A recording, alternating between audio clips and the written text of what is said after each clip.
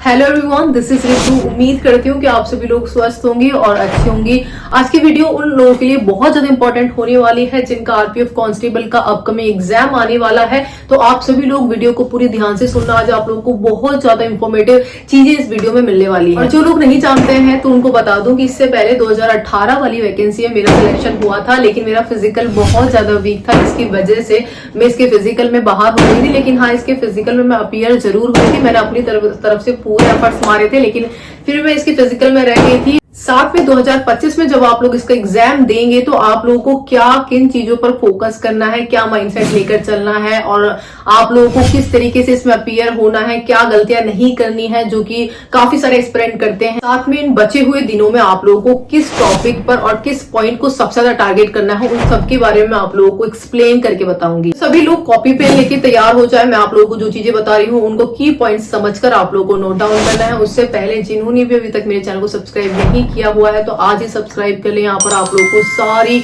Informative जो भी चीजें होती है वो आप तक जरूर पहुंचाई जाती है। सबसे पहले तो हम लोग कंपटीशन के ऊपर ही बात कर लेते हैं, क्योंकि काफी सारे बच्चे हैं जो कि इसकी कंपटीशन को लेकर के बहुत ज्यादा परेशान हो रहे थे कि इतनी कम वैकेंसी है पहले और उसमें इतने लाखों लोगों ने फॉर्म अप्लाई करा है। आप सभी लोग जानते हैं कि केवल 60 लाख लोग हैं जिन्होंने इसका फॉर्म अप्लाई किया। मैं केवल इसलिए बोल रही हूँ क्योंकि इसमें से भी आप लोग के 30 से 32 लाख लोग ही हैं जो कि आप लोग के एग्जाम में अपीयर होंगे। ये चीज आप लोग मुझसे लिख के ले सकते हैं। साथ में आप लोगों यकीन मानिए, मैंने भी इतने सारे एग्जाम्स दिए हैं, इन 30 से 32 लाख लोगों में से केवल 2 लाख कैंडिडेट हैं जो कि सीरियस पढ़ाई करते हैं, जो कि डेडिकेट होकर के आरपीएफ कांस्टेबल के लिए ही लगे हुए हैं कि मुझे इसकी वर्दी जरूर चाहिए। ठीक है, अब इन 2 लाख में से भी आप लोगों को सच बताऊं तो इसमें से 60,000 से लेकर के 65,000 बच्चे ही आप लोगों को ऐसे मिलेंगे जो कि एग्जाम और इसके फिजिकल दोनों में अच्छा खासा जो अपना परफॉर्मेंस है वो रखेंगे। मतलब कि दोनों की उनकी प्रिपरेशन है कि अगर उनका सिलेक्शन हो जाता है एग्जाम में तो वो लोग फिजिकल भी क्लियर कर लेंगे। अब बात आती है कि इसमें आप लोगों को जो 60,000 मैंने बच्चे बताए हैं तो इन्हीं में से आप लोगों को अपना स्कोर बनाना। जिसका ज्यादा स्कोर होगा तो वही फिजिकल के लिए जाएगा और फिजिकल के बाद इसकी फाइनल मेरिट लिस्ट तक जाएगा। तो मेन चीज क्या है कि इन 60 से 62,000 बच्चों के बीच में ही आप लोगों को आना है। आप सभी लोग जानते हैं कि आप लोगों के जो फिजिकल के लिए बुलाए जाएंगे तो 10 से 12 गुना कैंडिडेट, मतलब कि 42 से लेकर 45,000 लोगों को फिजिकल के लिए बुलाया जाएगा इसकी। तो आप लोग मान के चल सकते हैं कि मुझे ज्यादा से ज्यादा बस स्कोर करना है। इसमें स्कोर कैसे होगा? जब आप लोग अपना कॉन्फिडेंस हाई लेवल का रखोगे कि मेरा जो कॉन्फिडेंस, मेरा जो कंपटीशन है तो वो केवल 60,000 बच्चों में है, ना कि 60 लाख लोगों में से है। अब आ जाते हैं हम लोग इसके सेकंड पॉइंट पर, जो कि आप लोगों को बहुत ज्यादा इंपॉर्टेंट है। इसको आप लोग अभी नोट डाउन कर ले मेरे साथ साथ। देखिए, आप लोगों को ये है स्टडी प्लान से रिलेटेड, जिसमें आप लोगों को बचे हुए दिनों में क्या पढ़ना है वो मैं आप लोगों को बता रही हूँ, ताकि आप लोगों का मैक्सिमम चीज है जो कि कवर हो जाए। तो जो कि फ्रेशर है या फिर पहली बार दूसरी बार इस एग्जाम को दे रहे हैं तो उन सभी के लिए अप्लाई होता है। सभी लोग जानते हैं कि आप लोगों से 3 सब्जेक्ट पूछे जाने हैं। मैथ्स आप लोगों का 35 नंबर का पूछा जाना है, रीजनिंग 35 नंबर की और 50 नंबर का आप लोगों का जीएस पूछा जाना। मतलब कि टोटल 120 क्वेश्चन पूछे जाएंगे जो कि 120 नंबर के होंगे और आप लोगों को उनको करने के लिए 90 मिनट का टाइम दिया जाएगा।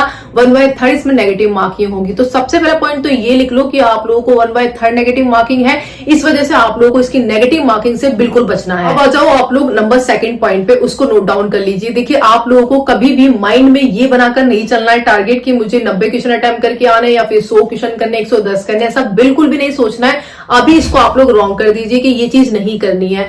क्यों बोल रही हूं मैं इस चीज को? कि जैसे ही आप लोग अपना टारगेट बना के चलते हैं एग्जाम से पहले कि मुझे इस सर ने बोला है या फिर इन मैम ने बोला है कि 80 क्वेश्चन करके आना, 90 करके ही आने, इस सब्जेक्ट में इतने करने हैं या फिर 50 में से आपको 40 अटेम्प्ट करने, ये करने वो करने, ऐसा एग्जाम से पहले आप लोगों को बिल्कुल भी नहीं करना है। उसका सबसे बड़ा रीजन ये है कि जब भी आप लोग टारगेट बना के चलते हैं माइंड में तो वो आप लोगों का प्रेशर क्रिएट करता है, जिसकी वजह से आप लोगों की नंबर ऑफ क्वेश्चन आप लोग ज्यादा अटेम्प्ट करते हो कि मेरे को अटेम्प्ट करना इतने का टारगेट पूरा नहीं हुआ है, जिसकी वजह से आप लोगों के नेगेटिव के जो चांसेस होते हैं वो बहुत ज्यादा हाई हो जाते हैं। अब नंबर 3 पॉइंट लिख लो, वो है आप लोगों का limited sources, multiple revision plus self confidence. ये फॉर्मूला जो है ये मेरे सर ने बताया था। IIT के प्रिपरेशन जब मैं कर रही तो उस टाइम पे मेरे फिजिक्स वाले सर ने मेरे को ये फॉर्मूला समझाया था। इसमें से सेल्फ कॉन्फिडेंस है तो वो मैंने आप लोगों को समझा दिया है कि आपका जो कंपटीशन है मेनली तो वो 60 से 62,000 लोगों के बीच में है। अब इस फॉर्मूला में आप लोग लिमिटेड सोर्सेज को पकड़िए, जिसमें आप लोगों का मतलब ये है कि जो आप लोगों के पास सोर्सेज अवेलेबल है अब उन्हीं को स्ट्रॉन्ग करना है। मल्टीपल रिवीजन, जिसका मतलब है कि जो सोर्सेज आप लोगों के पास अवेलेबल है तो उसका ही आप लोगों को बार बार रिवीजन करना है जब तक कि आप लोगों का एग्जाम ना आ जाए। अब आ जाते हैं इन सोर्सेज में से आप लोगों को अपना स्टडी प्लान को किस अकॉर्डिंग सेट करना है, क्या लास्ट टाइम पर आप लोगों को पढ़ना है, मैं वो चीज आप लोगों को बता देती हूँ। आप सभी लोग जानते हैं कि 50 नंबर का आपका जीएस पूछा जाना है। अब इसमें से मैं आप लोगों को सारा जो भी जीएस में कवर होने जितने क्वेश्चन पूछे जाने वो मैं आप लोगों को बता देती हूँ। तो सबसे पहले मैं करंट अफेयर के बारे में बताती हूँ। करंट अफेयर में 10 से 11 क्वेश्चन डेफिनेटली आप लोगों के देखने को आपको मिलेंगे और करंट अफेयर आप लोगों का एक साल लास्ट का माना जाएगा, मतलब कि जनवरी 2024 से लेकर के आप लोगों का 2025 तक का। आप लोग फरवरी में इसमें इंक्लूड कर सकते हैं, फरवरी का जो मेजर इवेंट है वो ही आप लोग इसमें इंक्लूड करें। और आप लोग जो करंट अफेयर है तो वो आप लोग फ्री यूट्यूब पर जो मैराथन क्लासेस हैं 6 मंथ की, लास्ट 6 मंथ की होती है तो उसको आप लोग ले सकते हैं। 3, 4, 5 घंटे की होती है वो, तो उसको जरूर देख ले आप लोग, वहां से डायरेक्टली इसको फ्री में कवर कर सकते हैं। अब आ जाते हैं हम लोग नंबर 2 जो कि आप लोग का स्टैटिक जीके है, जिसमें आप लोगों से 14 से 15 क्वेश्चन डेफिनेटली पूछे जाएंगे। ये ज्यादा भी हो सकते हैं क्योंकि स्टैटिक जीके का जो रोल है वो बहुत ज्यादा होता है, आजकल तो बहुत ही ज्यादा पूछा जाने लग गया है हर एक एग्जाम में। तो इसमें भी आप लोगों को क्या करना है, स्टैटिक जीके की क्लासेस पढ़ी होंगी मैराथन की। इस टाइम पे लास्ट में सभी लोग क्या होता है मैराथन क्लासेस अवेलेबल करवाते हैं अपनी, तो स्टैटिक जीके की पर्टिकुलर अलग से आप लोग फ्री में यूट्यूब से मैराथन क्लासेस इसकी ले सकते हैं। अब बात कर लेते हैं हम लोग बेसिक सामान्य ज्ञान की, जिसके अंदर आप लोगों का हिस्ट्री, पॉलिटी, ज्योग्राफी, इकोनॉमिक्स ये सारे सब्जेक्ट इंक्लूड रहते हैं।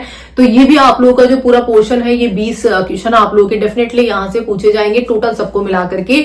जिसमें से सबसे पहले मैं बात कर लेती हूँ पॉलिटी। तो पॉलिटी में आप लोगों का जो मेनली आर्टिकल है उस पर ज्यादा फोकस करना, जो फेमस आर्टिकल्स हैं जो भी आप लोगों के रिलेटेड हैं वो आप लोग उनको जरूर पढ़ के जाना, क्योंकि उनसे आप लोगों के डेफिनेटली बहुत सारे क्वेश्चन हैं जो कि देखने को आप लोगों को मिलेंगे। साथ में दिल्ली यूटी है तो आप लोग जानते हैं कि अभी दिल्ली में इलेक्शन भी हुआ था, तो दिल्ली से रिलेटेड जो भी आप लोगों के इंपॉर्टेंट आर्टिकल है, फेमस आर्टिकल है, उसको आप लोग जरूर पढ़ के जाएं। इसमें आप लोगों के साइंस भी इंपॉर्टेंट सब्जेक्ट होता है, जिसमें आप लोगों के 10 से 12 क्वेश्चन डेफिनेटली पूछे जाएंगे। देखिए साइंस आप इजी लेवल का आता है, इतना मॉडरेट भी नहीं कहूंगी मैं इसको, हार्ड भी नहीं कहूंगी, लेकिन इजी लेवल का आप लोगों का साइंस के क्वेश्चन पूछे जाते हैं। फिजिक्स, केमिस्ट्री, मैथ्स आती है, थोड़ा सा इन्वायरमेंट का पार्ट होता है वो भी इसमें इंक्लूड कर दिया जाता है।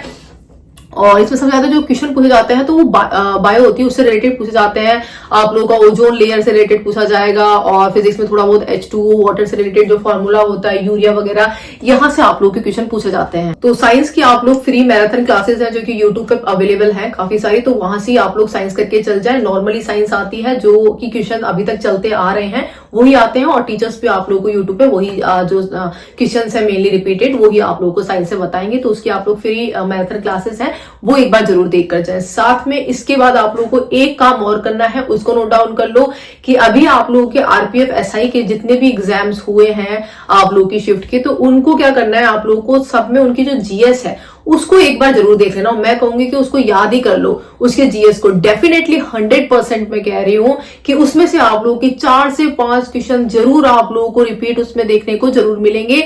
और इन 4 से 5 क्वेश्चन से रिलेटेड मतलब कि उसकी एक्सप्लेनेशन या फिर उससे रिलेटेड मिलते जुलते क्वेश्चन आप लोगों को 5 से 6 डेफिनेटली आप लोगों के आरपीएफ कांस्टेबल के एग्जाम में देखने को मिलेंगे। और आप लोगों को इस जो आरपीएफ एसआई का जो पेपर है उसमें से आप लोगों को मैथ्स करने की जरूरत नहीं है। और मैथ्स से एक चीज याद आई कि मुझे आज भी याद है कि जो पेपर आया था आरपीएफ कांस्टेबल का, तो उसमें आप लोगों की कैलकुलेशन मैथ्स में अच्छी खासी आई थी, जो कि आप लोगों का टाइम कंज्यूम कर रही थी। तो इस चीज को जरूर ध्यान रखें कि अगर आप लोग मैथ्स के किसी क्वेश्चन में अटक जाते हैं तो उसको वहीं पर आप लोग को स्किप कर देना है, दूसरे क्वेश्चन पे आना है, क्योंकि आप लोग 2 बार भी ट्राई करेंगे तो भी उसका आंसर मुश्किल ही आएगा। इसलिए जो अगर आप लोगों को इजीली आंसर आ जाता है उसी को अटेम्प्ट करें, फिर आप लोग अपना टाइम वेस्ट बिल्कुल ना करें। किसी और टाइम पर किसी जैसे रीजनिंग वगैरह पे अपना आप लोग टाइम लगाएंगे तो वहां से आप लोगों को प्लस पॉइंट जरूर मिल जाएगा, लेकिन मैथ्स में अपना टाइम बर्बाद करने से आप लोगों का कॉन्फिडेंस है तो वो भी लो हो जाएगा। और बाकी अगर आप लोगों के पास एक्स्ट्रा टाइम है तो आरपीएफ एसआई वाले जो एग्जाम्स हुए हैं उनमें से आप लोग रीजनिंग की प्रैक्टिस जरूर कर सकते हैं, एक बार रीजनिंग के सारे क्वेश्चन निकाल सकते हैं।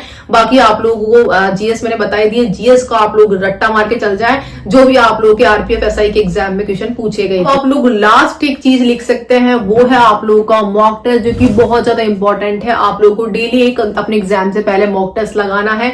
आप लोगों के पास एक्स्ट्रा टाइम है तो आप लोग 2 भी लगा सकते हैं। और इन 2 जो मॉक टेस्ट है तो इनका सबसे इंपॉर्टेंट पार्ट है इनकी एक्सप्लेनेशन, जो कि इनका एनालिसिस आप लोगों को अच्छी तरीके से करना है, तभी आप लोगों का मॉक टेस्ट देने का मतलब है। कुछ बच्चों का मेरे पास मैसेज आ रहा था कि जब मैं मॉक टेस्ट देता हूं तो मेरा स्कोर कम आता है, जिसकी वजह से मेरा कॉन्फिडेंस है वो बहुत ज्यादा कम हो जाता है कि क्या मेन एग्जाम में भी ऐसा ही आएगा।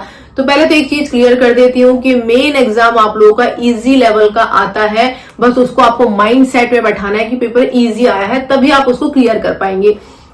एक छोटा सा मैं आप लोगों को मेरा पर्सनल एक्सपीरियंस बता रही हूँ। जब दिल्ली पुलिस कांस्टेबल के एग्जाम शुरू हुआ था, एग्जाम हॉल में बैठी थी, लिटरली बता रही हूँ, मैंने अपने दिल्ली पुलिस के लिए केवल लास्ट टाइम पे जो प्रैक्टिस सेट है वो ही निकाले थे, अदरवाइज मैंने कभी इसकी प्रिपरेशन नहीं करी, क्योंकि ऑलरेडी मैं एसएससी और रेलवे के एग्जाम की प्रिपरेशन कर रही थी, वो मेरे एग्जाम भी क्लियर हो रहे थे, तो मुझे इसके लिए ज्यादा मेहनत करने की जरूरत नहीं पड़ी थी। मैंने इसके प्रैक्टिस सेट जरूर निकाले थे, मॉक टेस्ट जरूर दिए थे, उसका एनालिसिस काफी अच्छी तरीके से कर लिया था, और जो थोड़ी बहुत मैराथन क्लासेस है वो ले ली थी। तो जब मैं इसके एग्जाम में अपीयर हुई थी तो मेरा मेन यही था कि जब मैंने कंप्यूटर स्क्रीन पर एग्जाम देखा तो मैंने अपने दिल में ये मान लिया था, माइंड में मान लिया था कि एग्जाम इजी आया है और इस भर्ती में मेरा सिलेक्शन जरूर है। इस चीज ने मुझे बहुत ज्यादा पॉजिटिव एनर्जी दी, जिसकी वजह से मेरे बहुत सारे क्वेश्चंस को की जो एक्यूरेसी है वो बहुत अच्छी रही। तो आप लोगों को मैं यही बोलूंगी कि मॉक टेस्ट देने का मतलब आप लोगों का ये होता है कि उसमें से मैंने क्या नए क्वेश्चन है जो कि सीखे, क्या नए क्वेश्चन थे जो कि मैं नहीं कर पाया, और इन क्वेश्चन को ही बस मुझे याद करना है। आप लोग मॉक टेस्ट में से ये देखा करें जब एनालिसिस करते हैं कि ये क्वेश्चन था जो कि मुझे नया मिला है देखने को, और ये क्वेश्चन काफी ज्यादा हेल्पफुल रहेगा मेरे जब मैं अपना मेन एग्जाम दूंगा उसमें। उसके स्क्रीनशॉट ले सकते हैं, या फिर आप लोगों ने अगर अपने नोट्स भी बना रखे हैं इंपॉर्टेंट क्वेश्चन के, तो आप लोग उसको वहां पे भी नोट डाउन कर सकते हैं। तो मेन पॉइंट आप लोगों को ये होना चाहिए कि मेरे को मॉक टेस्ट जो देना है वो नए क्वेश्चन देखने के लिए देना है, कि जब मैं लास्ट में अपना स्कोर देखकर ये देखूंगा कि इसकी क्या एक्सप्लेनेशन है उस क्वेश्चन की, तो मुझे ये होना चाहिए कि ये क्वेश्चन मैंने सीखा है, ना कि मेरा स्कोर इतना आया है, किसी कोई कह रहा 50 आ रहा है, कोई कह रहा 60 आ रहा है। इन चीजों पे अभी ध्यान नहीं देना है, मेन एग्जाम इजी आना है, बस आपको कॉन्फिडेंस अपना हाई लेकर चलना है। जो चीजें मैंने आप लोगों को जो पॉइंट्स बताए हैं उनको एक बार जरूर आप लोग रिमाइंड कर लेना, एक बार आप लोग रिव्यू जरूर कर लेना उसका, जो मैंने आप लोगों को बताया है उसको अगर आप लोग फॉलो करोगे तो डेफिनेटली मेरा छोटा सा जो एक्सपीरियंस है वो आप लोगों की बहुत ज्यादा काम आएगा। बाकी कोई और आप लोगों की डाउट है इस वैकेंसी से रिलेटेड तो आप लोग मुझे पर्सनली इंस्टाग्राम पे मैसेज करके बता सकते हैं। आप लोगों की रिप्लाई देने की पूरी कोशिश करूंगी, थोड़ा सा समय लग सकता है, और आप लोगों की कोई भी पर्सनल जैसे फिजिकल मेडिकल से रिलेटेड है तो आप लोग मुझसे वहां पे पूछ सकते हैं। साथ में यहाँ पर भी आप लोग मुझे कमेंट करके अभी पूछ सकते हैं, मेरे पास अभी अच्छा खासा टाइम है, मैं आप लोगों को अभी तुरंत इसकी रिप्लाई कर दूंगी। बाकी मिलते हैं नेक्स्ट वीडियो में। जय हिंद।